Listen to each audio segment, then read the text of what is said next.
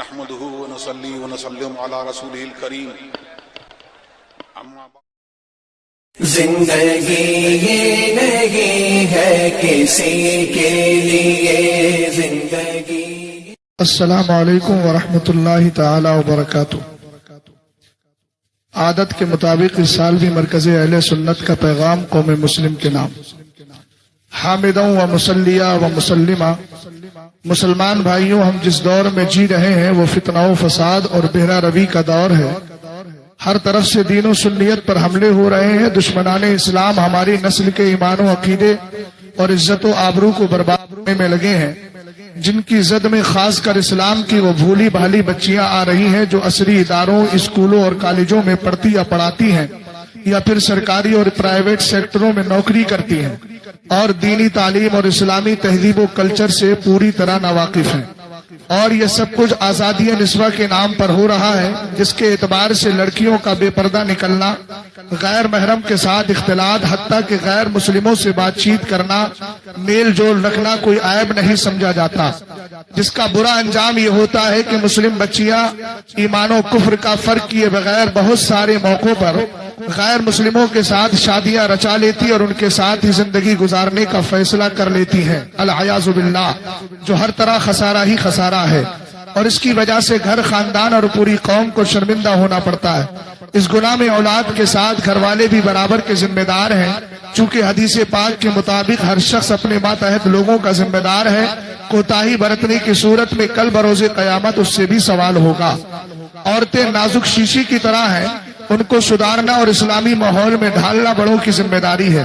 ان خرابیوں کو دور کرنے کی چند تدبیریں ہیں جن کو بروئے کار لا کر ایک پاکیزہ معاشرہ تیار کیا جا سکتا ہے۔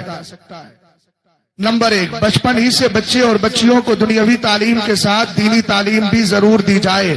جس کی صورت یہ ہے کہ محلے اور بستی میں موجود مسجد و مکتب کے اساتذہ سے مذہبی تعلیم و تربیت دلوائی جائے۔ نمبر 2، ماں باپ خود بھی نیک اعمال کریں اور اپنی زندگی اسلامی ماحول میں گزاریں اور بچوں کو بھی اسی ماحول میں پروان چڑھائیں، چونکہ بچے شعوری اور غیر شعوری طور پر ماں باپ کی بات سے زیادہ ان کے کردار کو لیتے ہیں۔ نمبر 3، ماں باپ خود بھی گاہے بگاہے بچوں کے ذہن و فکر کا جائزہ لیتے رہیں کہ کہیں اسکول کے ماحول نے ان کی فکر کو خراب تو نہیں کر دیا ہے، اور موبائل کے بیجا استعمال سے بچوں کو دور رکھیں۔ نمبر 4، ان کے اخلاق و عادات، رہن سہن اور ہمجولیوں پر بھی نظر رکھیں کہ کہیں کہ انسان ماحول کی پیداوار ہے، جیسا ماحول پاتا ہے ویسا ہی کرتا ہے۔ نمبر 5، ماں باپ بچوں پر ہر درجہ بھروسہ نہ کریں بلکہ خود بھی عقل سے کام لیں، چونکہ شیطان ہر لمحہ بہکانے میں لگا ہے۔ حدیث پاک میں ہے، شیطان انسان کے جسم میں ایسے ہی دوڑتا ہے جیسے خون رگوں میں دوڑا کرتا ہے۔ نمبر 6، شادیوں کو آسان بنائیں، چونکہ حدیث پاک میں ہے بہترین شادی وہ ہے جس میں کم سے کم خرچ ہو۔ نمبر 7، اولاد کے بالغ ہونے پر ان کی شادیوں میں جلدی کی جائے، چونکہ حدیث پاک میں ہے 3 چیزوں میں دیر نہ کرو، نماز میں، جنازے میں اور مناسب رشتہ ملنے پر بچی کی شادی کرنے میں۔ نمبر 8، بھلائی کا حکم دینا اور برائی سے روکنا اس امت کا خاص وصف ہے، لہذا ماں باپ کے ساتھ مل کر محلے، پڑوس، قبیلے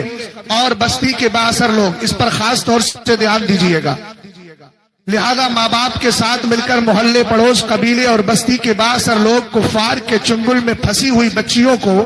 راہ راست پر لانے کی بھرپور کوششیں کریں کہ کسی ایک کو راہ راست پر لانا سرخ اونٹ ذبح کرنے سے بہتر ہے۔ نمبر 9، مساجد و مکاتب اور مدارس کے ائمہ و اساتذہ اپنی اپنی ذمہ داریاں محض ڈیوٹی سمجھ کر نہ کریں بلکہ خلوص و للہیت کے ساتھ خدمت دین متین سمجھ کر کریں، چونکہ آپ کو اللہ نے دین کی خدمت کے لیے چن لیا ہے، اسی لیے آپ کو علم دین کی دولت عطا فرمائی ہے۔ نمبر 10، ائمہ، اساتذہ، خطبہ اور واعظین حالات زمانہ اور وقت کی ضرورت کے مطابق بلا کسی خوف و خطر کے عملی اقدامات کریں اور معاشرے کی خرابیوں کو دور کرنے میں بھرپور کوشاں رہیں اور ان امور کو انجام دینے میں مرکز اہل سنت بریلی شریف کی رہنمائی بھی لیتے رہیں۔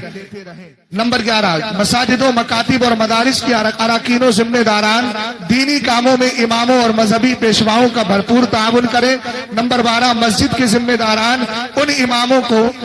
مسجد کے ذمہ داران اماموں کو بد مذہب کا نکاح و جنازہ پڑھانے پر مجبور نہ کریں اور نہ ہی رد بد مذہبہ کرنے سے روکیں کہ دشمنان دین اور گستاخان رسول صلی اللہ علیہ وسلم سے عداوت رکھنا ہی تقاضۂ حب نبوی اور ایمان کا حصہ ہے۔ آخری پوائنٹ سن لیجئے، مساجد و مکاتب اور مدارس کے لیے ایسے ہی ائمہ و اساتذہ منتخب کیے جائیں